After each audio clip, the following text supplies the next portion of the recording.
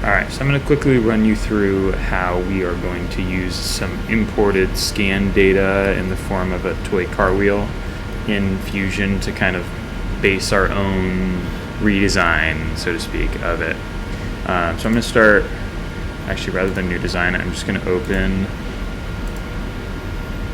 so let me actually show you here because you're on Windows machine, so you won't have my file view. So I'm going to do File, Open, and then open from my computer. I'm going to find my wheel scan step file.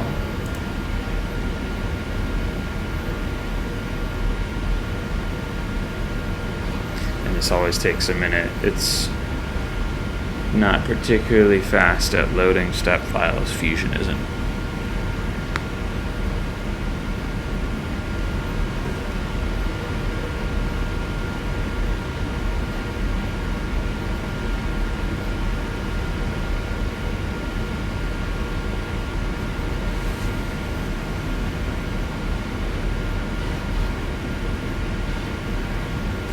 Perfect. Okay. So I've got my model imported. I've already centered it on the origin for you and aligned it with the axes. So that part of the work is done. What we need to do now is kind of use this to reverse engineer our own wheel. So first things first, I'm just going to go ahead and jump right into it. I'm going to start by creating a sketch. And I'm going to choose this plane that's in line with this spoke here. It doesn't really matter, I guess, at the end of the day, but just for the sake of following along with me, let's do that. And yeah, so I'm going to create that. On the right-hand side in your sketch palette, you can turn on Slice. And that's just going to cut away your view so that you have nothing in front of it, which is pretty nice to have. The other thing we can do is if you want a really clean view, rather than using Slice, I'm going to turn that off. We can use Intersect. So what this is going to do, if I go under Create, Project Include, Intersect, and then I select, and we're just going to go ahead and we're going to select, make sure it's on specified entities. Mine was on bodies, but I think by default you should be on specified entities. And we're just going to select a handful of key parts that are going to define the shape of your wheel overall. So what I'm looking for is I just want this continuous red line through all of my model here.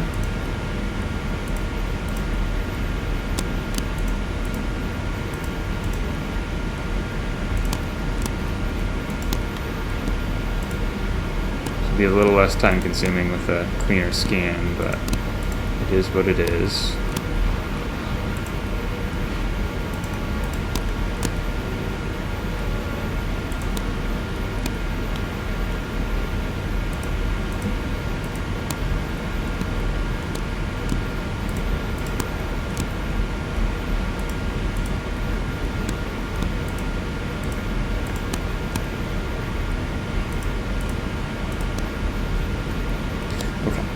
So that is all good. I'm going to go ahead and click OK. And I can just hide this body entirely. So now I have a bunch of data to work off of. I might delete about half of that just to keep everything nice and clean. And then just to make sure we don't mess this up too much, I'm going to select it all and change that all to construction lines. And then I'm going to lock them so they won't move around. So now these are all dotted lines. There's a lot of points on them. If you don't want to see that, you can just turn point visibility off, which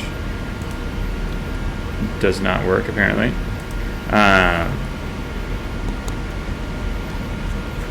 Typically it should. I don't know if there's just too many points and it's glitching out or what's going on here, but okay, regardless.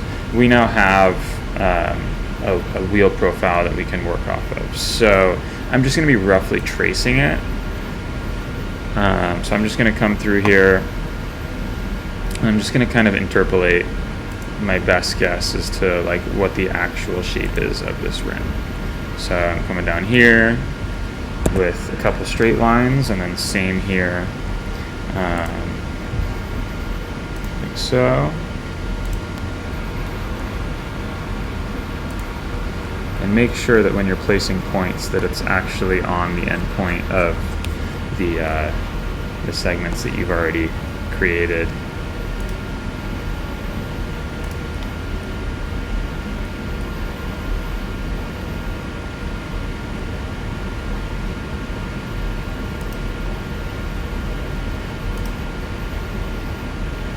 Okay, and now I'm just going to have to guess because I don't have any actual scan data for this section.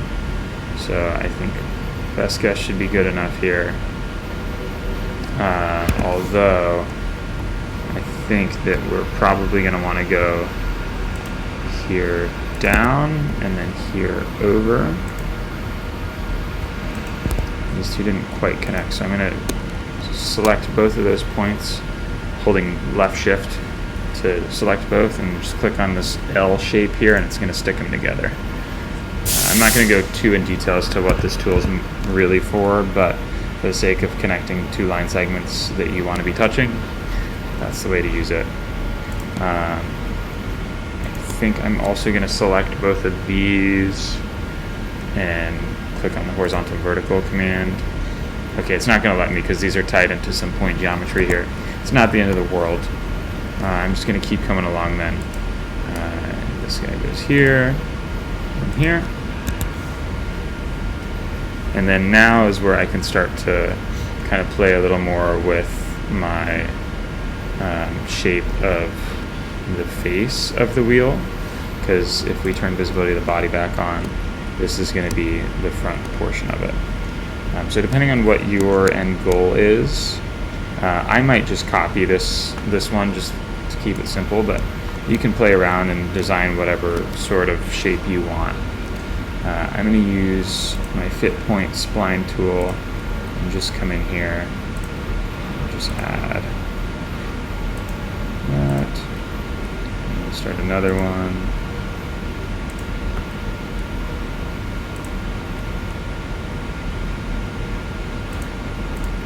There. I'm going to do some line segments, or just singular one, I should say. There, and then some more here, on over.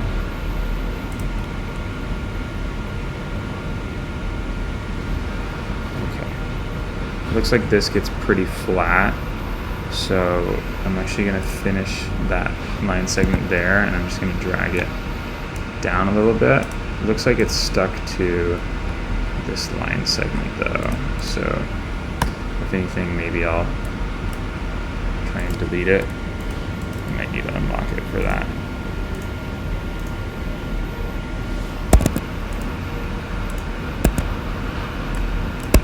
Maybe I'll just create this arc once more.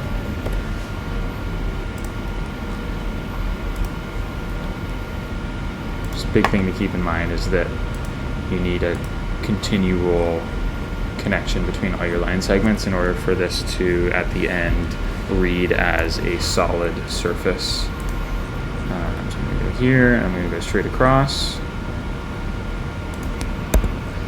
And to get a really nice transition from this curve into this flat line here, I'm just going to go ahead, I'm going to click on the green handle. These green handles are here so that you can kind of warp your fit point splines, if that's what you're using. So I'm going to click on that. I'm going to hold left shift and click on the straight line segment. And I'm just going to click on collinear. And that's just going to transition really nicely into my flat shape here. I'll keep going along here. There. Move this over a little bit.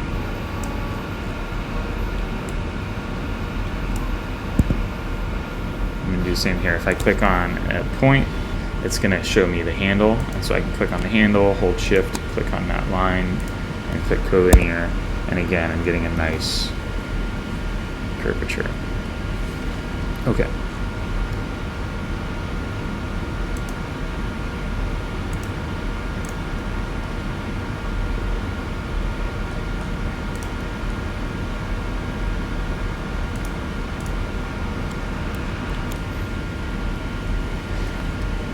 So the last little bits here, this little nubbins here is actually because of this little bolt. I'm not going to include that here, so I'm going to turn this off, and I'm just going to keep going straight on through here.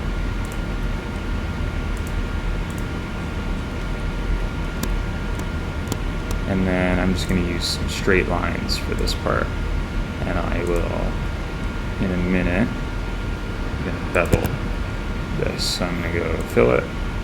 I shouldn't say bevel, I should say fillet. And then that looks about right to me.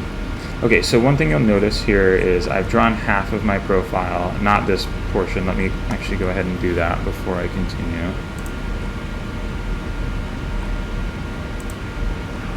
And I'm zooming way in here to make sure that I'm connecting it to the end of my blue line segment and not this green dotted one. Otherwise, I'm not going to have a complete shape at the end of this.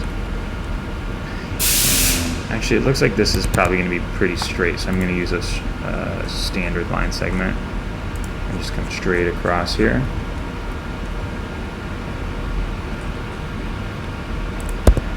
And then I'm going to use my fit point spline and go here.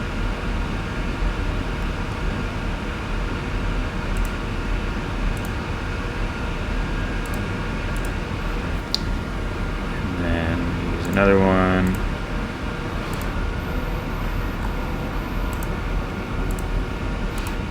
There. Okay. And I'm going to use a straight line segment going perfectly vertically. Alright, so I have all that. I'm going to go ahead and turn off projected geometries, and it really does not seem to be, I don't know if it's a glitch on my end, but this should be turning off visibility of these that I have here. I may need to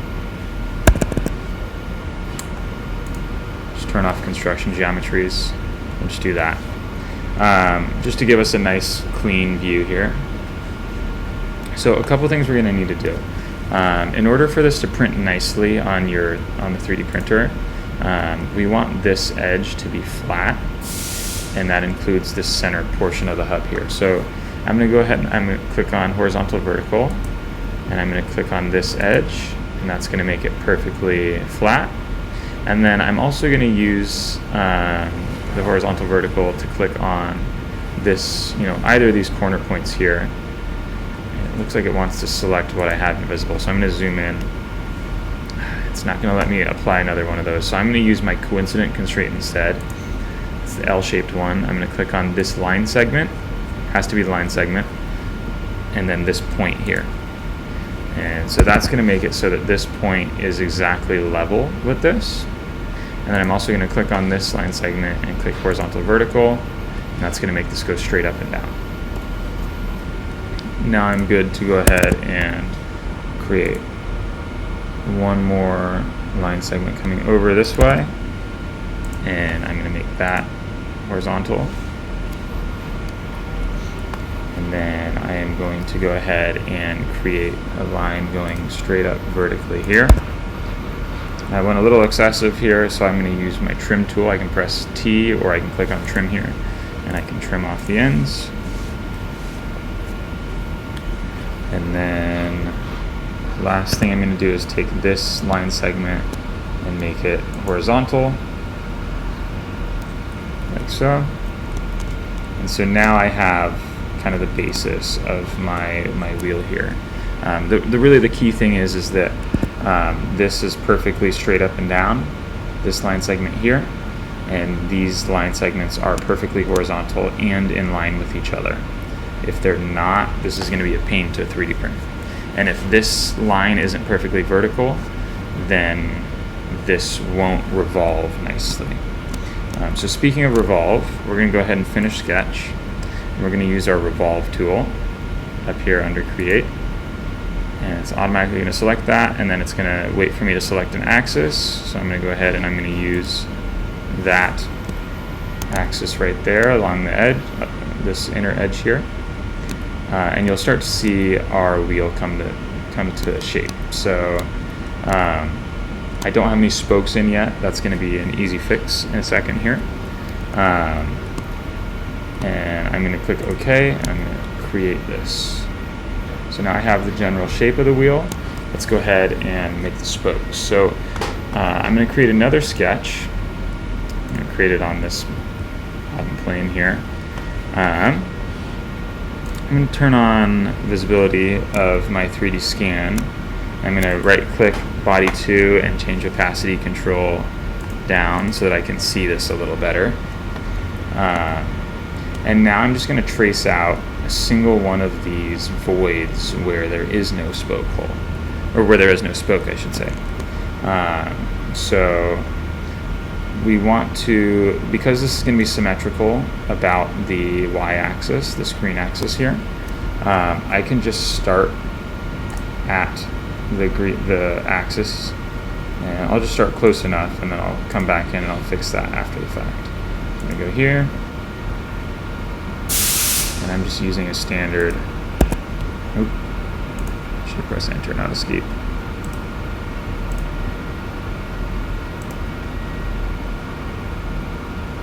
Go up like that, and then I'm going to click OK. Now I'm going to turn off visibility of body 1, and then I'm going to use a pretty similar tool to what we used earlier with intersect, but I'm just going to use project this time.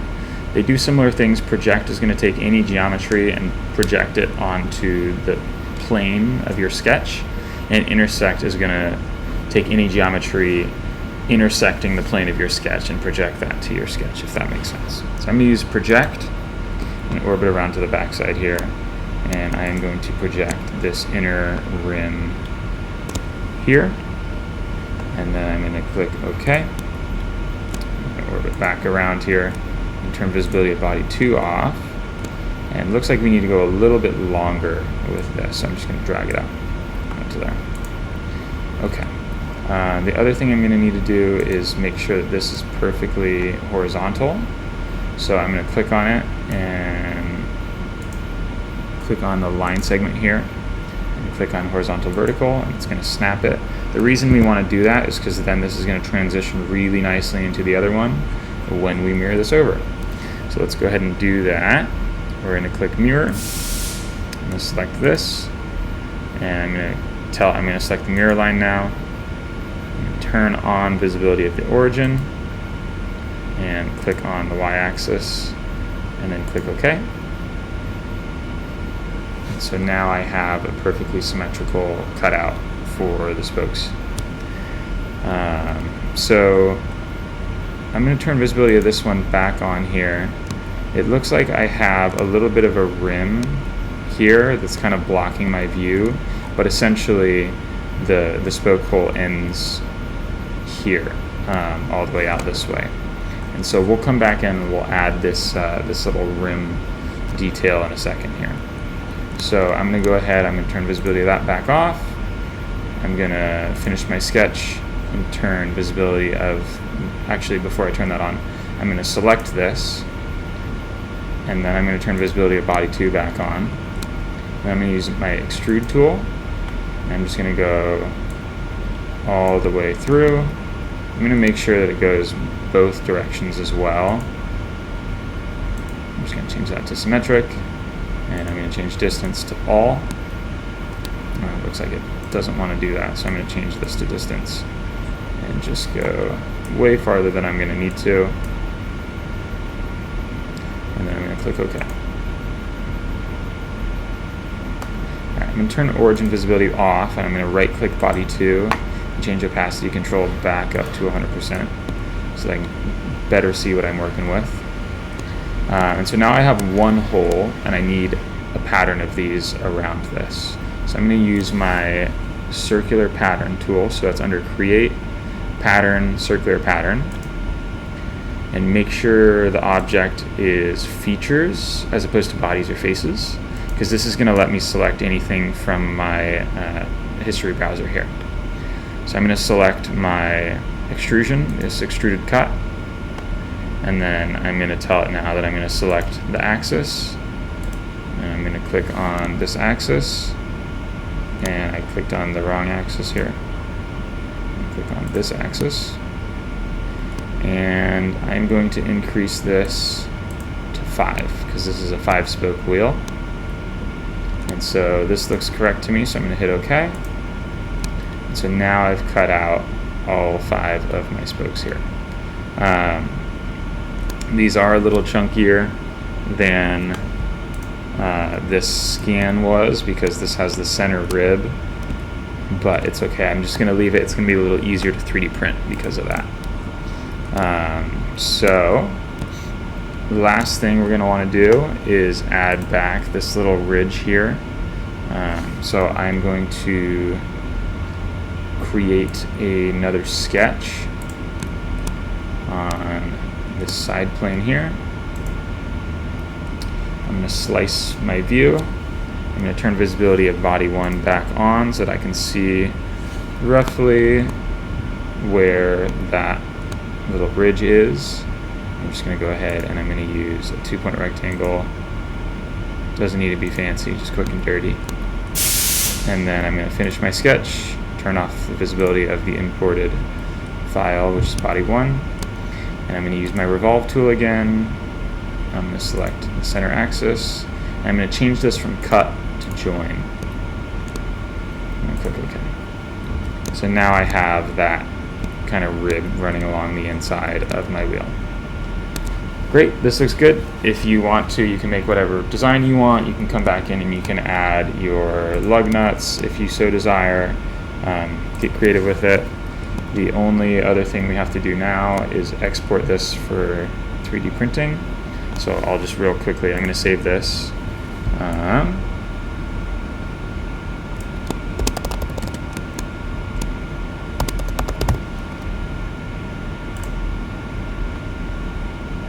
Save, and then I'm going to file, 3D print, and make sure that yours is on export. And we're going to select that. You can preview it if you want. That looks like plenty of triangles to me. If for whatever reason this is way too high or way too low, you can change it down here. So I might even just do medium. And then I'm going to click OK. And save this as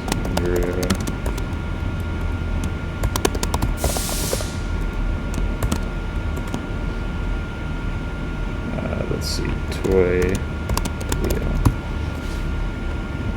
Okay. Save that, and then you're going to bring that into your slicer software. So I'm going to go here and I'm going to add my wheel, and I want to actually flip this because right now it's upside down, and so I'm going to go rotate, and I can either click and drag around this way, but it's kind of finicky sometimes. Yeah, for some reason it's breaking. So actually, instead of that, what I'm going to do is I'm going to select this. I'm going to click on the lay on face tool and then just click on this bottom face. And now it's flipped that around for me, and it's perfectly flat on the build plate. And so I'm going to deselect that tool. And so now I have my wheel. I'm ready to slice it for 3D printing. I'm going to want my support on, and I'm going to want my type to be tree auto. And I'm going to slice my plate. And okay, so that's a little more than I need.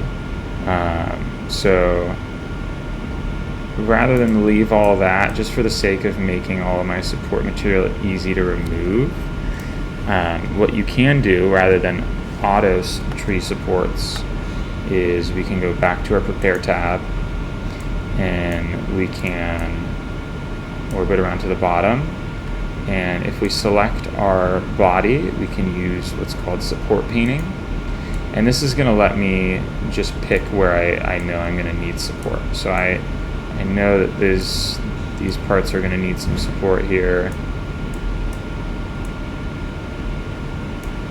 I might increase my pen size and just paint like this.